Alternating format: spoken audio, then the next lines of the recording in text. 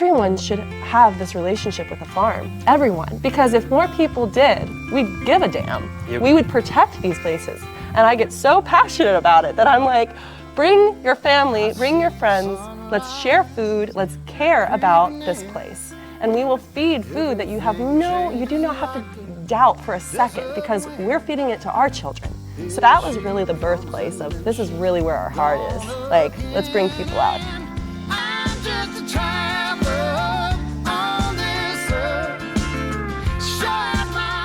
Well, Isabelle and Garrett, thank you for joining. We are at Rucker Farm in Virginia. Absolutely beautiful state, beautiful area, but then also this whole property is gorgeous. So thank you for allowing us to visit. Yeah, thank you. I guess to get started, I guess I'll typically just go the same route. I always love to hear the backstory. And I know I've heard a lot leading up to hitting record. So I guess before you two met, I would just love to hear about your upbringing, because the first farm we went to was where you grew up, correct? Yeah. Yeah, so I guess just tell me a little bit about that area, because that's where you all essentially started, but what was that like growing up? So we had vastly different childhoods, really different. But yeah, so Rucker Farm's main farm is in Flint Hill, Virginia, and that is where I grew up with my older brother, Bennett. It was always a working farm, so my parents had a variety of different livestock, primarily a cow-calf operation that my dad raised on about 300 or so acres. And then my mom, she had a very successful goat dairy operation. So she made goat cheese and sold to all sorts of restaurants all over the Northern Virginia area.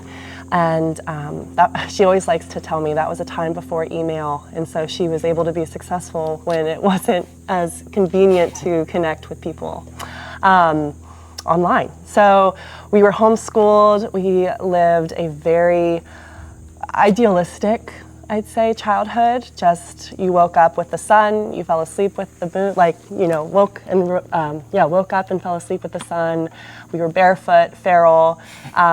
We knew every goat's name, every cow's name. We had chores. We had blisters on our hands. We were constantly sunburnt and dirty. And we were just so in love with home. And we grew up and kind of felt this pressure, or just a season where it was time to go to school and go to college. And my brother and I, we both did that. And I studied psychology at the University of Mary Washington, and found myself working with individuals on the autism spectrum. So I spent several years doing applied behavioral analysis therapy, and got to a point in that career path where I was really searching for something different. And I had never traveled abroad. Growing up in farming, we never went on vacation. We never really explored beyond Virginia. And so I didn't really want to travel. Yeah, I was curious to hear, before moving on, did you felt pressured to stay on the farm? Because I know that vastly varies to where there's parents where they want you to go to college or to get you off the farm, but then there's also other parents to where they try to get you to, eventually take over the farm. Yeah, now, see, it's interesting. Now becoming parents, we have 3 young children ourselves, I grapple with that topic, because there was never pressure by my parents to become farmers. I think it would be nice. They always loved when we showed interest, but there was always pressure to go experience the real world. And I don't know if I'm going to put that pressure on our children. I think we would love for them to follow their heart's paths, whatever that looks like. However, we want to make farming a good option for them. Yeah. We want it to be a profitable business. We want there to be a place for them. Mm-hmm. We want them to find their passion and grow on their own. We would like to create the beans for whatever they want to do on the farm. So we're not 100% sure how that will look, but I don't think I'm going to push the college narrative on them as much as it was during our generation, where that was just like expected. Our generation for sure. Where that was shoved down our throats. That was not the right path for me. Now, like looking back, I shouldn't say, oh, I shouldn't have done that, or everything led us to this point. But knowing how, like, what I'm passionate in, my learning style, what brings me joy, I was never supposed to be in a classroom. So all that to say, I was working in Charlottesville, Virginia, and was in this like incredible group of people who were very passionate about the outdoors. And then I went on my first backpacking trip. And then that led into me getting obsessed with hiking. And then one thing led to another, and I decided, so there's this Appalachian Trail thing that seems really cool. And so I ended up quitting my job and hiking the AT. You did the whole AT? AT? I did the whole thing, yeah. That's actually what got me into hiking was yes, I sir. I backpacked the AT. It was in Gatlinburg. Yeah. I remember meeting all the thru hikers and all that. Yeah, it was an incredible, life-changing experience. And I had never felt true homesickness until I was driving away from Katahdin. So if that gives you a perspective, I could get teary-eyed. So hiking the trail, I came back thinking that I should have had all these answers or questions answers to, or whatever, how do you say that? But I knew I needed to be outside and that I would not be happy unless I was outdoors. And I didn't know if going back to the farm, if that timing would line up, but I knew I should go to West Virginia to teach outdoor education and teach kids backpacking. So that's kind of where my story intersects with Garrett. So if you want to talk about your childhood now, that would be cool. Yeah, actually, I would love, because it is vastly different. So it is, yeah. Being from Baltimore? Yeah. So I lived in all different parts of Baltimore County and occasionally went to school in the city, but jumped around a lot. And as soon as I graduated high school, I went to be an apprentice as a rock climbing guide in Seneca Rocks, West Virginia. That was probably the point in my life where I started figuring out who I was or who I wanted to be. And I spent a lot of time there in the climbing community, but also got involved with some of the local community. And in that part of West Virginia, it's really challenging to be a working farm with just the topography and access to land and complication of steep mountains. But there were some that were doing it, and some of those individuals were our neighbors, and we would process some animals with them in the wintertime to provide ourselves with meat and have the standard flock of chickens and the small garden in the back. And so after about close to a decade in West Virginia, I met Isabelle. Yeah. I was a climbing guide.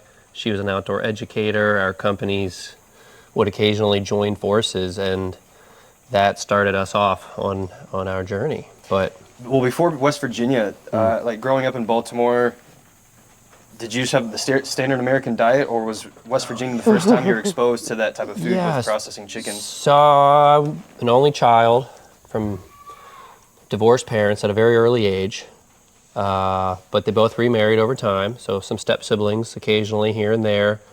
Definitely the standard American diet. My parents love me very much, but they just had no idea that there was different types of food or different quality. So a lot of Dunkin' Donuts drinks and Mickey D's breakfast sandwiches. Let's go. That's what I Yeah. I mean, I would drink 2 sodas a day, so I had an awful diet. Yeah. Well, an only child with a mother living on her own, you kind of figure out how to get what you want. And I'm not necessarily proud of that, but so yeah, very much. Knowing what I know now, I don't know how I made it here. I feel like that's how most of Americans can say that, because that's the same for me. Yeah, I mean, we must be pretty resilient. But it was just like Kraft mac and cheese, cheap hot dogs, just some cheap eating out. Yep. So that was the Baltimore background. A little bit of it to me is a blur. Just a lot of schools, a lot of really not good food. Did you have health issues at all during that? No. What? Can you remind me? ADHD, eczema. Okay. Yeah. I just nothing like.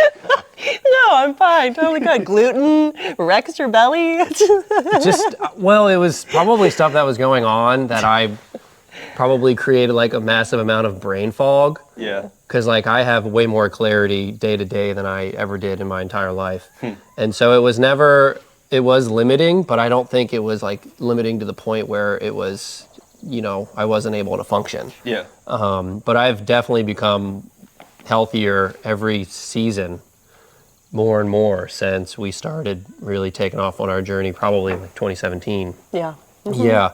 No, but yeah, eczema. Definitely have some stuff with gluten, so I try to avoid that. And yeah. Yeah. And then you two met in West Virginia. Because then mentioning, correct me if I'm wrong, before we hit live, you had a homestead in West Virginia? Is that what you said? Yeah, we still do. We Airbnb it now. Yeah. So is that the first thing you all did together for food? Or how'd that come about? I had spent a while in West Virginia. I started out by living in a tent, and then a minivan, and then a camper, and then I finally found a private sale, small little house up on the mountain. So I remember telling myself, I'm going to buy this because it's a very good price and I can pay it off pretty quick. But if I don't meet somebody by the time I pay it off, then I'm going to leave. And I think I met you within like a month. I know. Yeah. And then a couple months later, I gave you a key if you wanted to start staying. And you started to stay and you kind of moved in. And within a couple weeks, we started sleeping under a tarp. Yeah, we tore down about 90% of that house to totally renovate it. Huh. And you stuck around for like the 2 years that took. Yeah. And so we came out of it with our chickens in the back and garden in the back, and then a pretty much brand new house. Yeah. Yeah, up Beef in a on the freezer. ridge. Yeah, we were doing pretty well. Yeah, and that I might have shortened that up to, but it had a lot of meaning to it. And I think right when we finished the house and we had a 4-month-old baby boy, she felt drawn back to the family farm. Yeah. And I was like, well, you stuck with it for that house, so whatever's next, we can do what you want to do now. Yeah. So you guys then moved back to Rucker Farm? Yeah. 2020. 2020. Oh, so was that before or like during the pandemic? During. Right Yeah. in the middle, yeah. Right in the middle. I had a pretty serious knee injury was and a nuts. 4-month-old baby, and she was working 3 days a week at a health clinic Dude. while she got her master's. And also navigating my rheumatoid arthritis. Yeah, It was there's crazy. a lot to unpack here if Yeah, you really I know. wanted to do it. But so yeah, we weren't around any close family members, and I had like a knee injury that lasted several months, and with a newborn, it just started to kind of compound, and figured we should try to be closer to family. And going to Virginia put me closer to mine, and then put us right down the road from hers. And then at the time, was Rucker Farm, were your parents still farming? Yeah. So there's 2 properties in that neck of the woods. So there's Benvenue Farm, which is just a sister property. So they farmed both of them. And when we moved back, they made room for us on the Rucker property for us to start our own operation. Did you, before, whenever you were all just homesteading in West Virginia, were there ever conversations with your parents about, potentially going back? Or was that you just had that feeling and then you hit your parents up and then moved back? What was that like?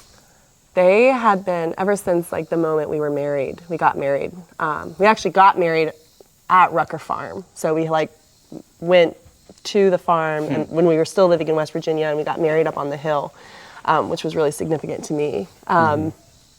And as soon as we got married, my dad would be like, so when are you moving back? When are you moving back?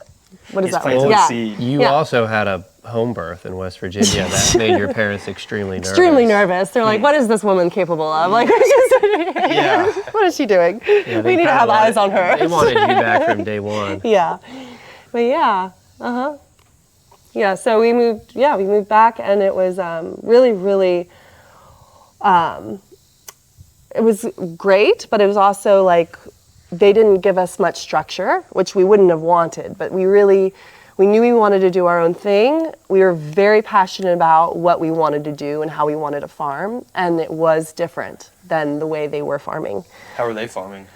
I would say with the best intentions, but in our lens looks a little bit more conventional than we tend to implement our practices. And it's just cow-calf, so everything kind of gets marketed for them at the sale barn. And, it was mostly a one-man show with a couple of farm hands. Yeah. So Can you explain just all of that, just how, like the cow-calf and then going to the barn, but then mentioning that he was pretty much a one-man show. Because that's one thing I haven't really talked a whole lot actually on the visits is the whole cow-calf portion. Yeah, so cow-calf operation, you have mama cows that you have all year long when the grass is growing or in the winter when it's not and you're feeding some hay. And every year that mama cow ideally should give you a calf, an offspring. And then you keep them together while the calf milks the mama until they're of a certain weight where they can then be gathered and sorted and tagged and inventoried. And in the commodity world, you load up and you start watching the local sale barn prices, and you haul your offspring, or at this point your livestock or your steers and your heifers or whichever you want to do with them, you haul them to the sale barn. And sale barn's a place where your animals in a way get marketed for you, but realistically just get auctioned off to bidders and buyers. So it's helpful if you don't have an outlet for your livestock. It's also helpful in a way where you don't have to deal with that headache. You don't get to control your price. Yeah. And if you've ever even like closely looked at cattle markets, it's just, one pretty big cycle. It seems like there's a couple good years and then 8 not so great years. And but that's the big picture of it. So the one biggest difference with us is that we wanted to create our own market. In my opinion, I had the unfair advantage of having an Isabelle who could tell a story, who could, if I asked for a logo, she provided one within 24 hours. I mean, she really had the vision, and I was able to focus on the producing, but there is a lot of work that goes into creating a brand and marketing your product, and I'm currently now realizing why it's the appeal of taking your animals to the sale barn and then, moving on and continuing to produce. Yeah. Can you elaborate more on why you say that you can see the appeal? Yeah, so I think last season we went buck wild and we just did as much as we possibly could and produced more than we've ever produced.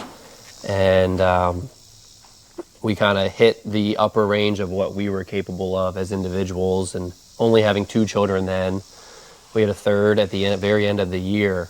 So like I kind of knew going into this year I was going to be a lot more on the business and she was going to be a lot more on the family and the children, because that's honestly more important than our farming business.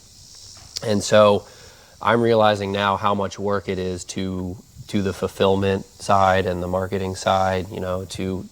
I used to be really good, and I am still good at getting it into the freezer, but getting it out of the freezer is absolutely just as much work, if not a little bit more, if you're not the best suited person for it. It's so hard. Yeah. Well, that's just one of the many things that I try to get consumers to really understand is there is so much that you all have to do.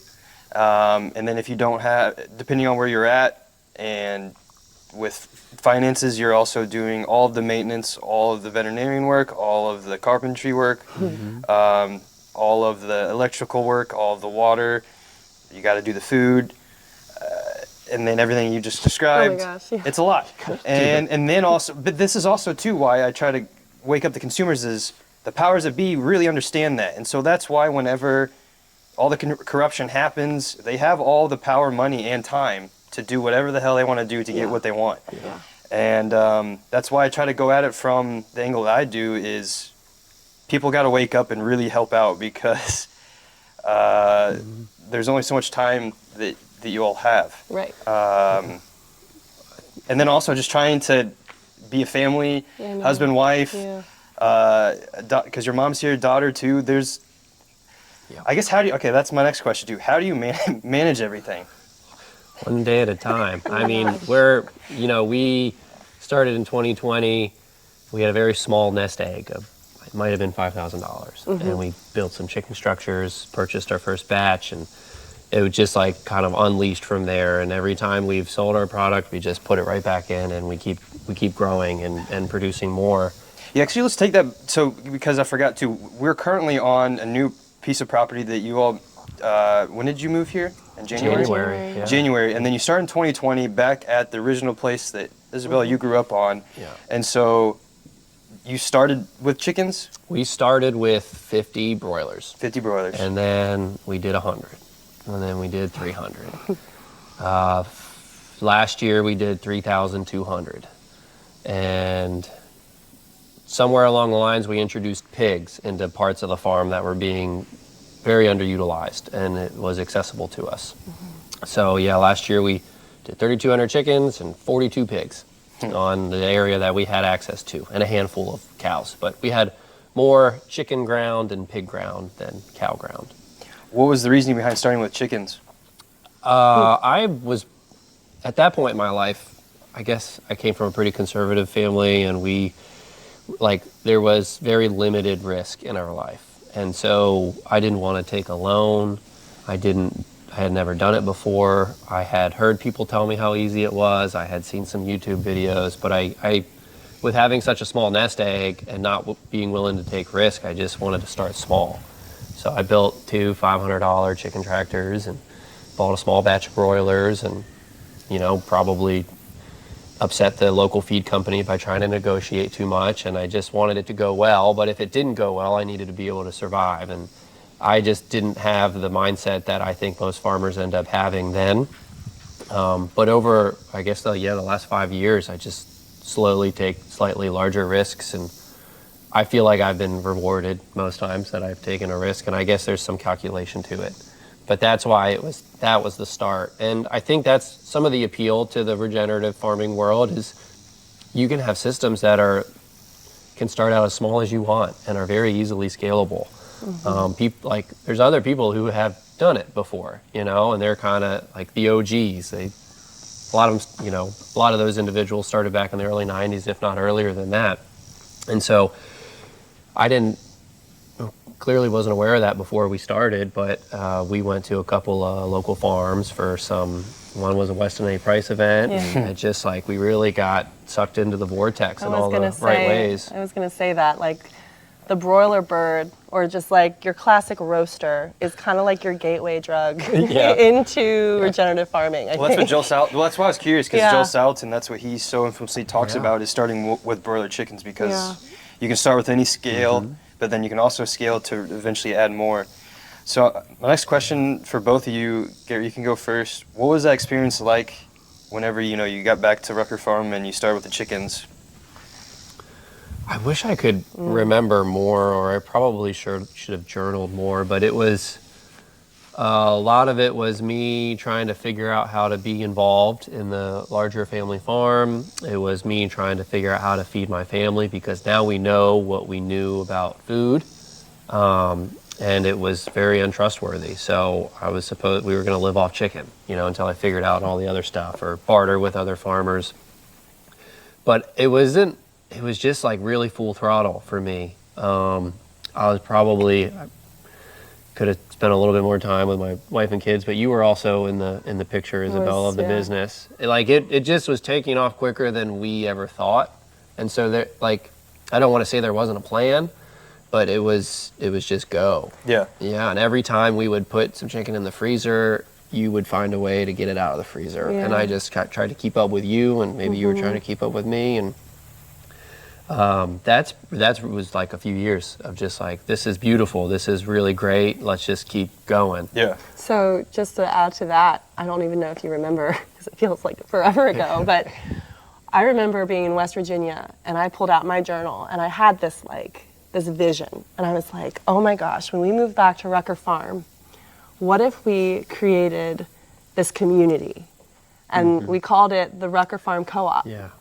And we hit the ground running, where we moved back and we started hosting. And I was just tell anyone I had my mom reach out to her friends. I reached out to my friends from high school, that just anyone. And I'm like, hey, second Sunday of the month, come to Rucker. I'm going to give a talk on something. And we are going to have what's called a barter table.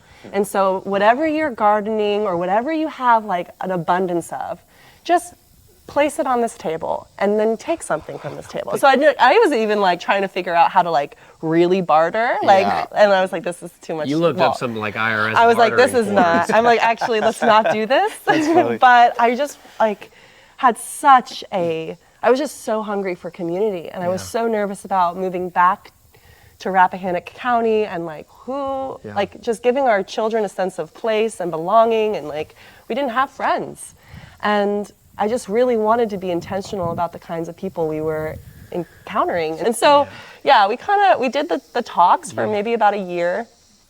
And then you got us into our first farmer's market, which I was like, that's a big deal. This farmer's market business, I don't know if we're They had ready just there. lost their chicken vendor, so I So asked at the right we time. filled a void at the market, and then that was what like exponential growth. And we were like, okay, saddle up. You were definitely the visionary, and I was definitely following the numbers to try to make it all work, because we were young working parents. Yeah.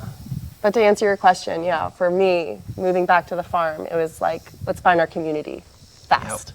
Do you remember the first time you had the event that you set up? Oh yeah, I remember it. I'm assuming your parents were there. Oh and all yeah, that? yeah. That had to be a really cool It feeling. was really, it Probably was half family. It was really, but actually, I think it wasn't until last summer we hosted we did two big events. We did a farmer solstice farm to table dinner, which was really great. It was incredible. Top-notch. It was just like a dream. And so having my parents there and seeing that was really like a bucket list, like I can die now, I'm good. This was really, really meaningful.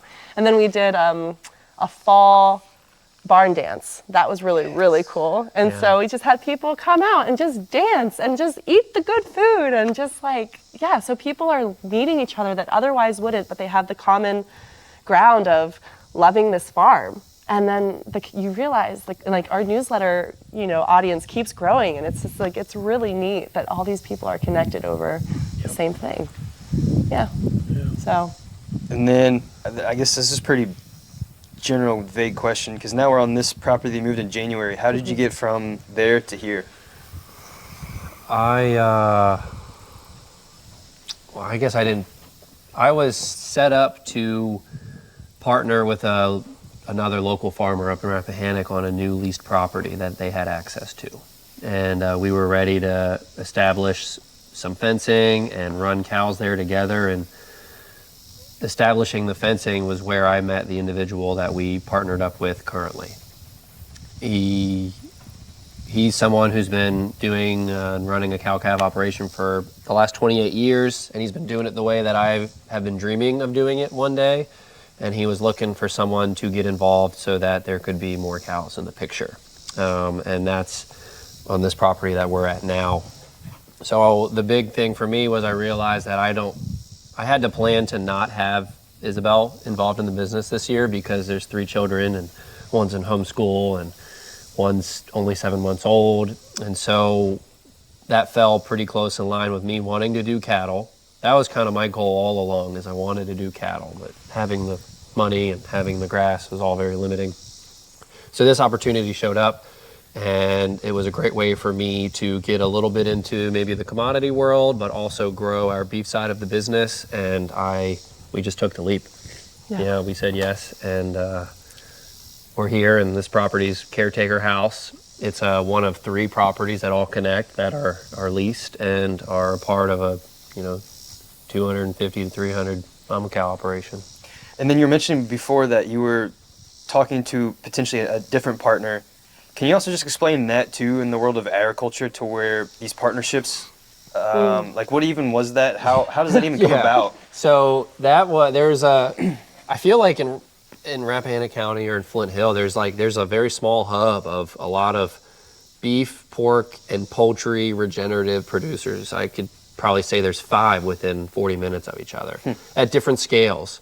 One was a very similar situation of as us, a young family, started maybe a couple years before us, but we connected because we found that like the demand was more than we could ever worry about being like competitive. So we figured we'd join forces, and we learned from each other and would meet and hang out. And you're really good friends with his wife, and so he was introduced to a large leased property, and I think he wasn't sure if he could take it all on all at once, and he wanted someone else to be involved because it was down the road.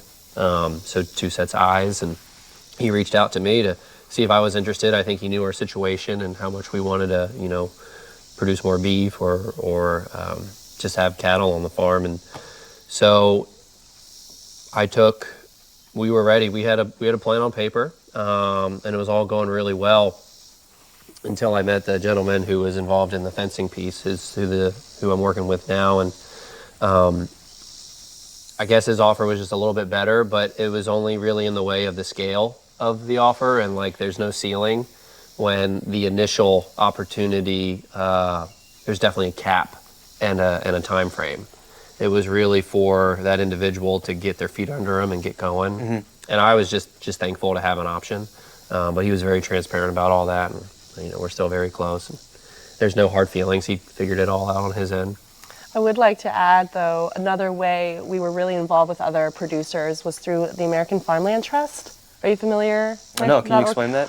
Well, you probably can speak to it a little bit better. You gotta go, man. Well, we fell in love with the American Farmland Trust. They are a nonprofit organization all over the United States, and they are very big on the educational piece of, they're huge front runners in regenerative agriculture and just connecting farmers to resources and workshops and they have people in DC that are doing the advocacy in the political world that we could never fathom doing. Right. And then they also have a mid-Atlantic grazing specialist. That was the kind of face-to-face person we were dealing with. His name was Jacob Gilly. He's actually farming on his own full-time now, but he was pretty crucial for us in the beginning. And they would have producer socials, so they'd get all these people from not necessarily similar farms, but farms that wanted to be, working profitable farms, but farms that focused on the land. And we just fell into a group of producers that had been doing it for a long time, and that probably was one of the really big catapults that got me a little bit ahead on the learning curve. Now, my question would be, what advice would y'all have for, say, someone that might be new to farming and ranching in their community, or somebody that eventually will be, because it seems like you two just went guns blazing, but then also got really involved with talking with other producers and just folks in the community. I'm trying to even figure out how I can frame this question.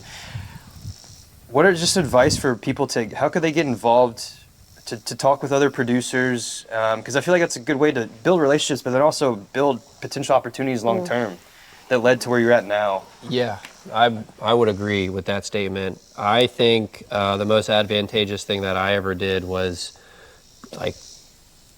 just driving up to farms that I thought I wanted to be more like, or thought I'd have something in common with, or calling them. And I was always rewarded for that. Always, yeah. If I wasn't, I probably just wouldn't call back. But that was just find people who you think you want to be like, visit, get to know them, pick and choose what's working for them that works for your personal context, because that's unique to you and you alone, and pick and choose what you can bring back to your own operation. I'd also recommend just to leave have goals, but also leave them open-ended. Leave a little wiggle room, because you really don't know what could come up. Yeah, that's what I love. That's what I love about life. I mean, it's funny and it's made me angry, but the good learning lesson is things don't always go to plan at all. And you have these long-term goals, because before we talked on the podcast, I had these long-term goals of what I was doing for myself before Regenaissance, had a long-term plan, and that went to pretty much shit real fast, but then it led me to Regenaissance and now all this stuff, but it kind of goes back to the world responds to you too. That's what I like whenever you're saying you just found the farmers, but the sheer curiosity. That's what I've done with Regenaissance, is just reaching out to people. Right. It's just even that most people don't do anymore, to where if you actually reach out and show that you actually care and are curious, you have no idea where that leads you to. Right. 5-minute phone call. Yeah. Could be the most valuable piece of your life. Well, even like the phone call, most people just text now. I even see that on Twitter to people, Yeah. like businessmen in their 50s, are like, what are these new generations doing? Always texting, can I call you now, or can we set up a call? Just call. Yeah, interesting. I just know that I can speak on the phone better than I can text. Yeah, You know, same. if I get you on the phone, I've got a much better chance at getting what I want than me trying to figure out how to Garrett text is you. a master cold caller. I'm like, oh gosh, stressing about it. And he's just press call. Just call. Just call. If you're not sure how it's going to come across, just call. Yeah. You know, and that's usually better. No, I would just echo everything that he said about like telling people who are entering this field. And also, you just got to be hungry. You know, like you got to want to do this. You can't have one foot in, one foot out. No one hands it to you, but there are a lot of people who want you to be able to do it. Yeah. There will be opportunities. Well, can you elaborate on that? I think every farm that I visited or called, and maybe it's of a slightly older generation, they wanted to be helpful. Yeah. They wanted us to find a way to spend our life farming. Right. So, but they certainly aren't going to hand us a silver platter, and I don't think they can. So the hunger and the drive, you kind of have to have it. You have to want to be creative. You have to be willing to Have keep skin going in the game. when the plan doesn't go as planned. Yeah. But I think we have always felt support, but it definitely doesn't. It's made it easier, but it doesn't make it easy. You know. Yeah. So you got to be passionate about it, or else you're not probably going to last that long. That's another thing I try to get to people with the whole Yellowstone, but just social media as a whole, I want people to have like a North Star of, raising a family on a farm or a homestead or a ranch, but you have to know what you're getting into and also be passionate about it. Yeah. Because if you go through all this work to find a good property and you do that, and then a year in or even 6 months in, you realize, oh, this is not it. It's tough to get out. Yeah. So I guess my next question too for you, Isabelle, from the marketing standpoint and everything that you did, just from starting out at the OG Rucker Farm, what is some advice that you have in terms of marketing, building community, and I guess trust for your guys' brand? I think I was really fortunate that social media and content creating kind of came naturally to me. So I would speak to those who it doesn't come naturally to. Find someone that can give you tips, and it will save you so much time. So Maybe it's your cousin. Maybe it's your cousin, yeah. Like we are fortunate. My cousins are just like so. I mean, I think I'm good, and then I send my stuff over, and they're like, They're very much involved.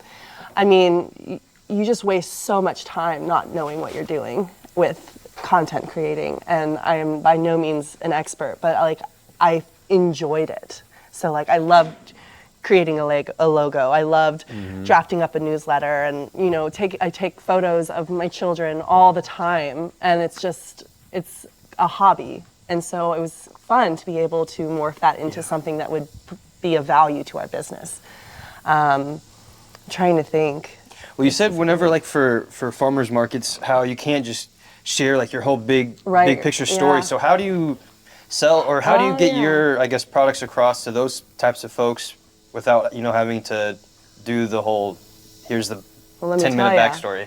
We do a photo album at our farmers markets, and it's full of everything. Animals, family, our chicken tractors, our processings where our kids have blood and feathers all over them, and it's just raw and real. And it can be something where I'm flipping through and pulling out of coolers at the same time. And so that's the one way that I really love to bring people in. It's like you're sitting at, your living room coffee table. Absolutely. Here you are, this is a piece of our family. And that's what people are hungry for too, is authenticity. And I remember the first time that I started going to markets and had to start selling cuts of beef, which I thought was very intimidating because I'm not a great chef. So I'm like, how the heck am I going to sell, the top sirloin, New York strip, and these, top rounds and all these things? And I'm like, I don't know. I've never even cooked these well. How am I going to do it? But I got to be honest with them, and then I got to ask the customer, how would you cook this? And you have a conversation. And you don't have to be an expert. And that's what I think people have a radar for. They're like, are they a know-it-all, or are they like someone I would want to visit on a weekly basis? Like, are we going to be able to meet and have a conversation, or are they just going to shove a product down my throat because I need to have this? And it's like, I'm just very humble when I am at a farmer's market, and I just love conversation that comes naturally. And I personally don't like buying something when I feel like it's forced upon me. Like, I feel that way even with the way I do newsletters. I know what we're supposed to do to the call to action and the buttons, and I know all of the stuff, but I am so dedicated to writing a blurb about what's happening, and it's full of spelling errors and full of just Isabelle I love an adjective, and run-on sentences, but I don't want anyone to feel forced to buy anything, even though all the podcasts that I listen to that are marketing specific are this is how you do it, and I'm I think our customers, at least our ideal customer, can read through that, and they can sense when it's being forced on them. I just didn't want our relationship to be like that. I think another piece is that we have never spent any money on marketing. No, never. We spent a lot of time, but we never had a marketing budget. Yeah. So it was our presence and our look at the farmer's market. It was Isabelle. It was okay, maybe we spent $40 a month for the email newsletter subscription, but we weren't throwing deals out on, whatever platform people run ads on. But that was the stuff that was keeping us up at night. If we did do that, maybe we had a slower start. Yeah. But honestly, we didn't have the product to have Google ads running, I don't think. So it was just very authentic. It was a natural growing scale. With our stage of life, I think it suited us well. Our financial goal was just to provide for our family, and as it grew, it was going to get more, and we just kept utilizing. I think Rucker Farms maybe paid us $800 or something. We very much just dump it all right back in and continue growing it, and so it's still sort of being morphed into where it's headed. But I think that was one piece. Is when you saw us wherever it was. We had some good signage at the markets that might kind of create the question. I think our banner said local, regenerative, pasture raised, and so people would just go straight to what is regenerative? And they're like, well, let me tell you. And you have your elevator speech, and you just and I could almost answer that question while I tell someone something else. But a lot of our look, I think, would give people a question, and they didn't need the elevator speech, if that makes any sense. But the people who really, really wanted it would come back every week and hang out. And they were in, and some of them have become family members almost. Yeah. That's because the one thing on farmers markets, when I worked on the farm, I worked all 4 that they did, and I feel like that it really varies wherever you're at and the farmers market, because there are a lot of things I love about it, but then there's a lot of variables. Totally, yeah. Like weather. And so if it rains, you're screwed. You have no... I remember, speaking of West Virginia, we did one in Berkeley Springs. Oh, yeah. Cool.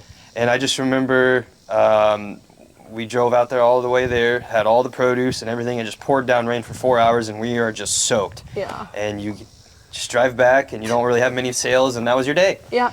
And and so... I don't know where I'm going. I just wanted to add that. So I guess there are a lot of other variables we could talk about. I'd just love to hear your perspective, because from the consumer side, they are gung-ho on farmers markets, which is a good stepping stone, but there's a lot of problems with farmers markets to where it can become a social hour, and you're not getting a lot of support. It's not really suited for the farmer. No, it's not. No. At all. That's actually a great point. It's not suited for the farmer at all. It's never been our long-term goal of fulfillment. It's definitely, I think it is a form of marketing, which I could have mentioned. That was our only form of marketing, is being in front of people, collecting newsletter, giving them a friendly yeah. face as they walk by, being available to talk to them about whatever they want to talk about. But it's always interfered with our life as a family. Yeah, always. But it's I think it's part of the process, with the way we were starting and at our scale. And the one that you did Because I also noticed this too, as just driving around America and going through towns, there will be a lot of towns that have just a giant banner, and it seems like those local communities have way more immersed connectedness to like farmers markets. Is that the same way for where you all were at? I think the market that we first got involved in had pretty good traction. I wish I had gone to a farmer's market prior to 2021 and experienced that, or like growing up, but I was always a little surprised by the lack of farmers at farmers markets. There was a lot of fun stuff. Crafts. Yeah, crafts. Baked goods. Baked goods is huge. Prepared food is huge. Yeah. You know, and a lot of that is not from farmers, which it is okay, but I think farmers markets almost became a form of like entertainment for some people. Yeah. Just something to do on a Saturday afternoon. Yeah, let's say there's 35 vendors at the market that we do now. I'm going to say 5 are raising essential food, bread, produce, and meat, in my opinion. There's some value-added ones like the broths and the soups, and then it's just kind of fun stuff. Yeah. You know, and everyone should be able to make $1 doing what they want to do, but I do feel a little outnumbered. You know, I want a steady grocery shopping individual to buy what they need for at least a couple weeks. Yeah. If you could buy for a month, I will value you Yeah, I'll even throw more. in a t-shirt. Yeah, here's a free meat stick. Gosh, you do not know how Just- important that is. Yeah. The smaller orders really do. We're in a position now where we've been able to. Doesn't matter what size order you have, but now there's enough orders where the smaller orders are just as heavy of a weight as the big ones. So I wish I could find a way to convince people to just buy for the month and not for the week, but that's a big piece of education I think that has to take place. Yeah. And what about you, Isabelle, from your perspective of farmers markets? I don't know what podcast I heard it from. It could have been yours, but it was farmers markets would be different if they put shopping carts at the entrance, because then that would encourage You fill more. the cart, You'd not fill your the hands. cart Yeah. and not just these. That's actually a very good point, too. I didn't even Yeah. think about that until Yeah, you mentioned it's- that. So that was definitely a different podcast. Okay, I've not heard that. Yeah, I think it would be a completely different experience. The culture would shift, where it wouldn't just be this, this place you get to just walk. I mean, I enjoy a farmer's market where I can walk around with a cup of coffee. I haven't done that in a while, but I see the lure. Yeah. But for it being more set up for farmers, and then the other thing, it's like, I don't think the customer realizes that we have to get up at, before 5 o'clock in They the do morning. not have any clue. And we've at been all. up for hours. Yes. And we are there with a smile on our face, rain or shine, in my case, several months pregnant, trying to hustle some meat. And it's just, I do love it though. And it's the reoccurring customer is why we do it. Yes. It's that relationship. And yeah, I mean, when I stopped going to the Warrenton Farmers Market, we get emails being like, "Where's Isabelle? When is she coming back?" And I feel that too. It's like we decided to do guest. I felt it too. Yeah, we were a guest vendor just to say hi because we miss them. Yeah. I miss them, and yeah, it's a unique relationship for sure. I forget what it was, but I looked up how many people shop at farmers markets, and it's a much smaller percentage than you might 12. think. It's 12%. And that was one of our reasons why we did the website, and we had some locations that you could pre-order for and pick up. And it's funny, at farmers markets, you can tell someone that they're going to save, 8% on what they buy, and they still don't put an order in on the website, which is pretty easy to do on ours. Yeah. I'll have to admit. But it's like there are some that are just die-hard market individuals. Oh, I'll just pick from what you have.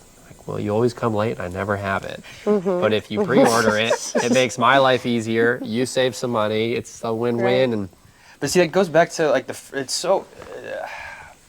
it's like the 0 to 1, because there's still that friction point for the consumer that even though they've just never done it before, and then trying to buy something in bulk. yeah, That's what I'm constantly trying to address. Is I don't know how, because hearing that is crazy to me, but then I don't know how to convince that person to take that leap. yeah, we didn't even have order minimums. You could order 2 dozen of eggs and pick it up at the market. Really? Like there was no, and there will be going forward, because it's going to make our quality of life a lot better. But yeah, it was just go on, make an people used account to like it. you do anywhere else, and pre-order for the spot you want it at. And I thought that was a grand slam, and it has taken off. We do get more and more online orders, but there are some people at the markets that just don't do And it. we also, just to clarify, we also do cooler drop sites as well, pickup locations. So we have really loyal customers that are yeah. like, put a yard sign out in the front of our yard and put a cooler on a Saturday morning. We And have some stores that stores, let us yeah. put a freezer there. So you can go any store hours that they're open, you can go in and pick up your order. Really? Yeah. Yeah, that's a That's a great. double whammy for that's sure. like That's great. the farmers. And the burgers that they cherry. make and sell is our burger. Yeah. So how'd that relationship start? I just cold Garrett. called. Yeah, you just walk in and you just start asking. This was a store that supports local Through and food through, yeah. all the way. It's Stony Point Market. They're 25 minutes down the road, and I'm actually grazing some cows 2 miles away. And so I just stopped in and wanted to sell them our meat sticks first. And then I just kind of was like, well, what about your ground beef? She's like, oh, my farmer really hasn't called me back. Like, I'll get some of your ground beef. And I was like, can we just be a pickup spot here? She's like, I got room for a freezer. Do you have one? It just was very fluid. Very Yeah. fluid, yeah. But I think she wants to be an outlet for quality products and, support local. So you can't just go into like a Baskin Robbins and say Yeah. that I want to, make this a pickup location for our regenerative farm meats. But you could just like Wouldn't that look be at great, them, though? It Wouldn't that be great? just like look at an aerial map of stores, in a Yeah. greater metropolitan area. Mm. But that's just cool to just hear just from taking the initiative. And it also just shows that there are a lot of people out there that do care, but also aren't aware of, say, who you are and what you're Yeah, doing. yeah. And so just taking that initiative, you have no idea where that leads to. That's also why I say shake the hand that feeds you, because you have no idea where that leads to. For me, it led me to where I'm sitting at now, simply 3 years ago, visiting a farm. Yeah. I don't know how else to say that. It's just, yeah. I don't know where you're supposed to see us at. Like unless it's a specific Google search or a farmer's market, there's no brick and mortar in our life. You don't drive by somewhere every day and eventually decide to go in. But I know that when we thought about doing the brick and mortar, I realized how expensive that Yeah, is, so which is why we went towards the website route with mobile pickup options. It's pretty much a vehicle and a person versus like a brick and mortar with rent and all the other bills that come with it. And so I think maybe we could have been a little bit more upfront in view, but we chose a different route. I want to go back to whenever you first started selling the chicken too, and how you were able to just continue to grow pretty rapidly. I had on my previous podcast just talking on the taste of, actual good food versus everything that we get in stores pretty much. I'm curious do you think that was one of the reasons why you were able to grow the chicken? Did the customers that you all had, were the feedback that they had for you all? Loyalist. I feel like I've always, and maybe one day it'll happen, I've always been waiting for like someone to be like, well, it really wasn't as good as I thought it was going to be, but we've always had good feedback. Sometimes it's about like the packaging size or how it was cut, but we've always had like, hey, yeah, your chicken's good, and Yeah. we got into a pretty popular market at a time where they had just lost their only chicken vendor. So there were chicken hungry people. Yeah. And thankfully our chicken was as good or better.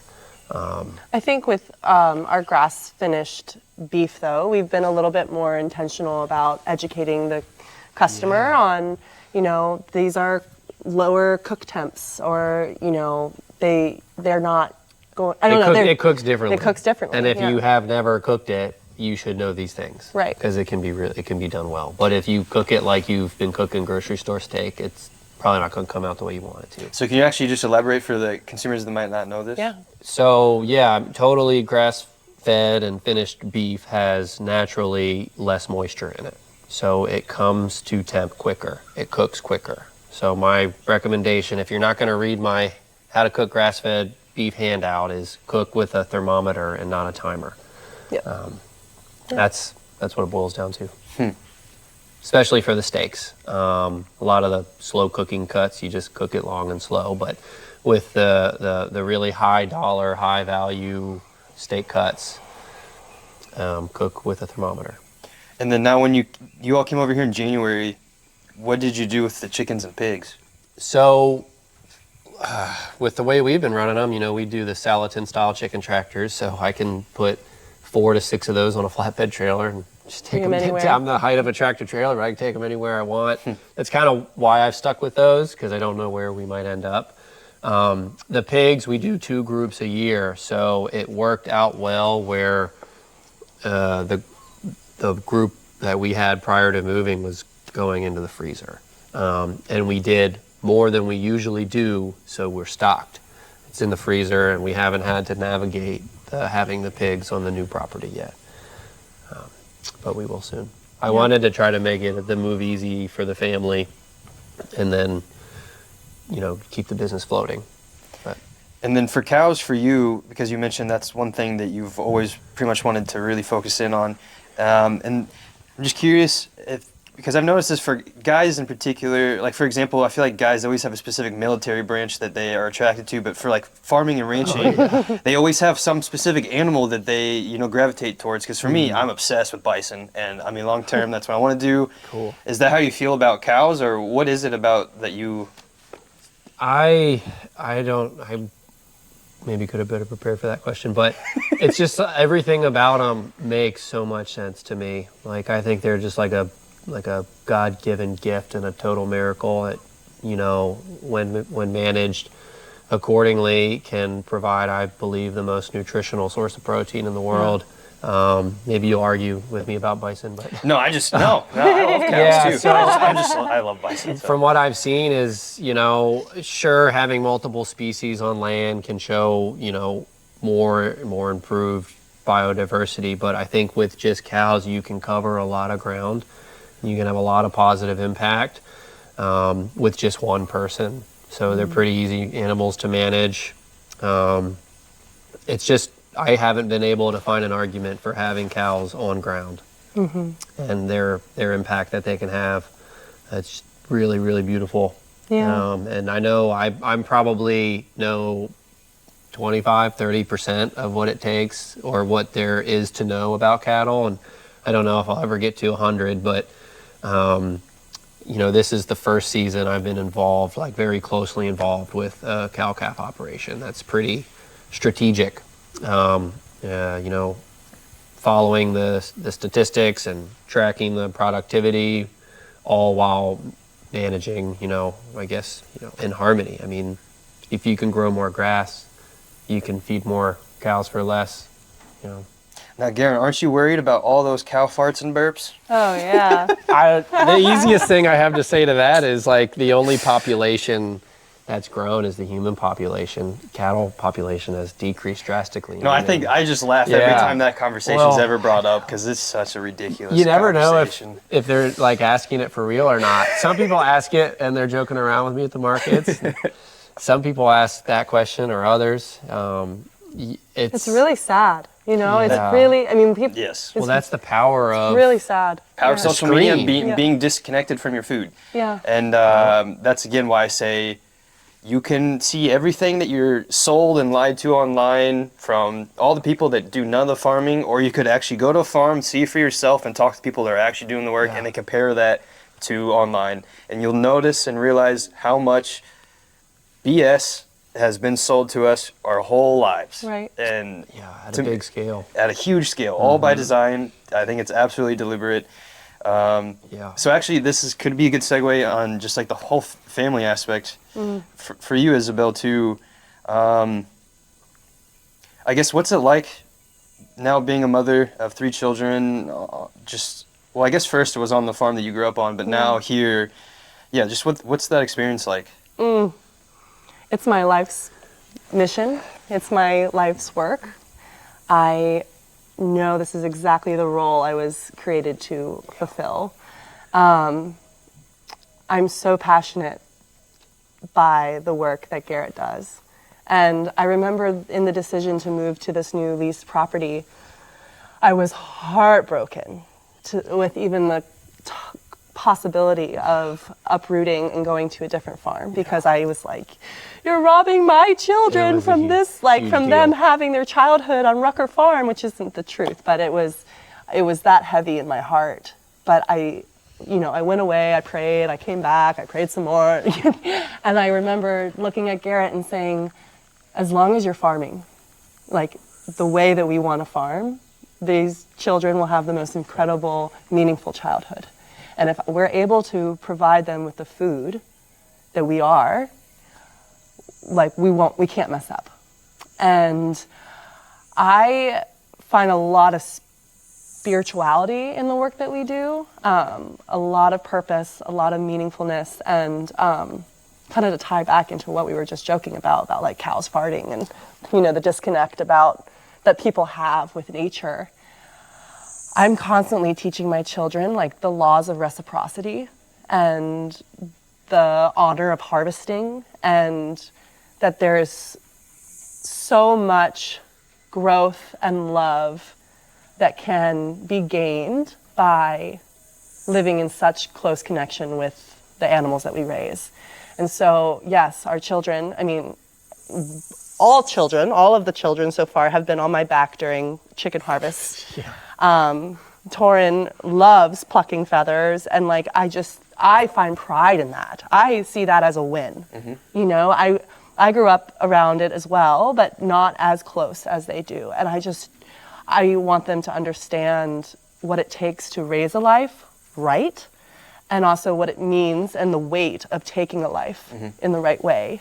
And we are constantly talking about it, and it's going to be normal for them, and hopefully in turn normal for their children. And then that's how I want to be. Like, I'm constantly thinking of like, what is the kind of ancestor I want to be? And this is it. Like, we're living that, and we're creating that, which I think as a society we've lost so much sight of. A book that I reference often is called Braiding Sweetgrass. I don't know if you've I haven't read it, but I have it. Recommend. It was one that I had for a long time, but just read it. My previous postpartum. It's by Robin Wall Kimmerer. And she talks so much about the reciprocity with nature, and I just think we have been consumed by this idea that we are superior to nature, that it is something to be controlled and suppressed for our own benefit. You see that everywhere now. Everywhere. They're trying to play God. Trying to play God, yeah. And where I'm like, wait, it is God. Like, this is, like, you are confused. Like, that is what I believe in, and that's what we try to instill in our children, that when we look at a landscape, we are not separate from it. We are in the landscape. And we are in an ecosystem, and I get charged when I think about it, because if you are instilled with this deep knowing, this deep sense of place and belonging, think of all the mental illness that we are not going to, it's like the depression or the isolation. Like, no, if you don't have to travel the world to realize that you are a part of something so deeply important here. You can find that in the city. You can find that anywhere, like a park, at the farmer's market even, like the food that you are connected to, like the relationship. It's so deeply a gift for you to have, but it's not something outside of you, So to be a mother and to raise the children this way is, it's like a calling home. It's like, oh, wait, this is my default setting. Like, I don't have to work that hard. It's very natural. So, yeah. For all the moms, because like the whole Maha, especially the Maha moms, they're very passionate. But I'm going to be making an assumption here, because I notice a lot of times they talk about all of the health problems, and they really focus on glyphosate in the sprays, which is good, but they also just I don't know how many of them actually have gone to farm or ranch. I don't know how many they've taken their kids there. But then also, not just for those moms, but all of the women that want to eventually be mothers, what advice would you have for them to, like, what are they missing out by not ever going to a farm, taking their kids or their future children to that?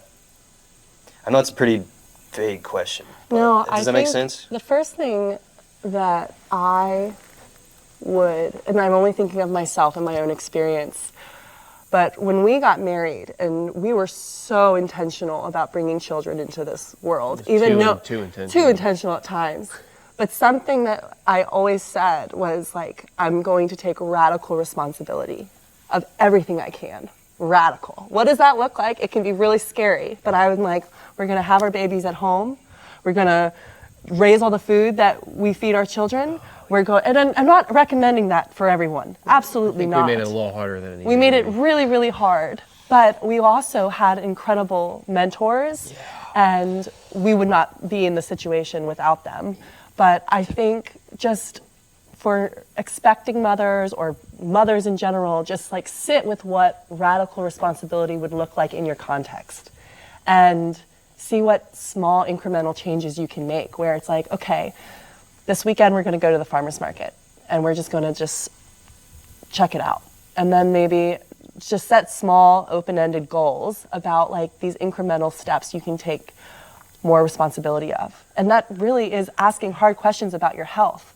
Like, who are we trusting to make decisions on our health? You know, this is our health. Like that, so I have rheumatoid arthritis that is in remission, and I cured it through diet. And it took 2 years, but it was about 8 months of like figuring it out, painstakingly hard decisions and radical responsibility over my diet and the diet of my family. And I can say that it was worth it because I was on pharmaceutical drugs for 10 years of my life. That, you know, my rheumatologist told me, you'll be lucky if you're 40 and you're walking with a cane. You'll be lucky. And now I'm like, what? Your inflammation was so bad, like some mornings you said you had trouble like getting through the door or starting your car, and that's where... that stuff's no joke with your joints. No, it's not. So I think just, you know, all those years of my life, I mean, I was young. I was diagnosed at 16, and my parents did the best they could.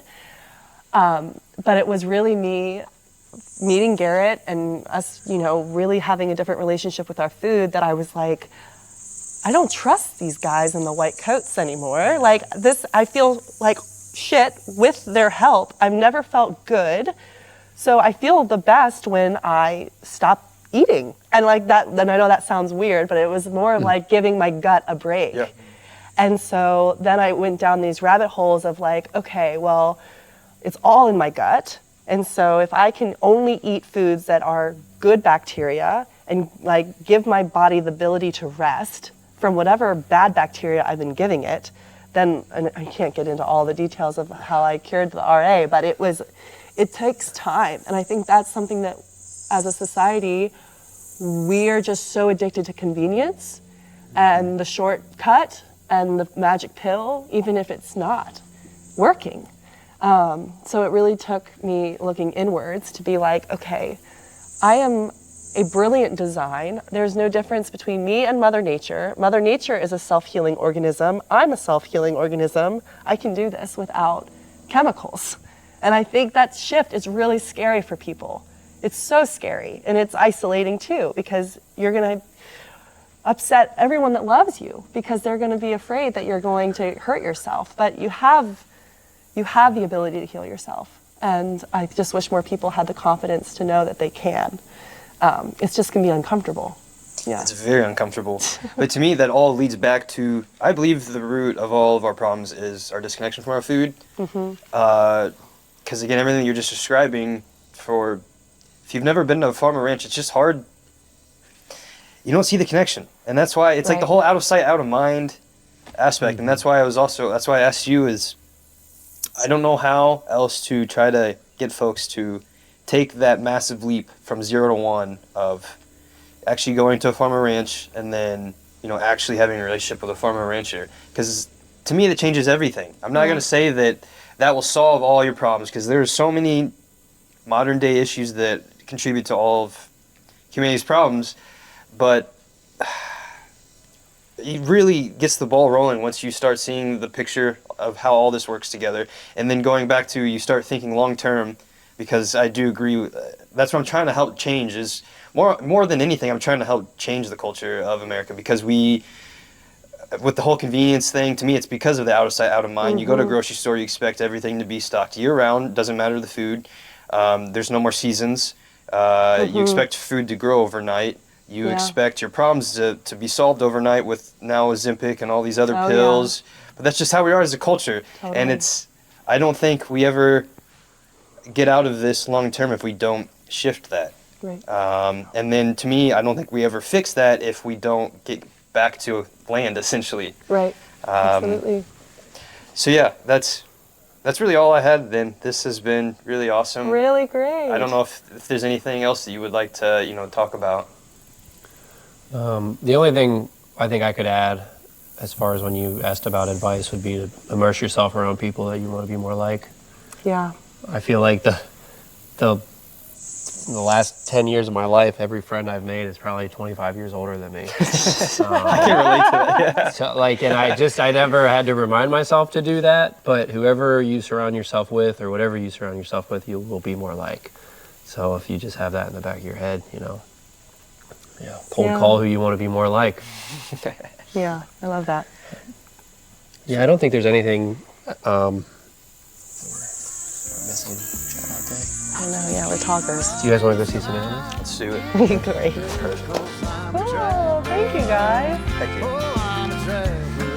Visit www.theregenaissance.co to learn more.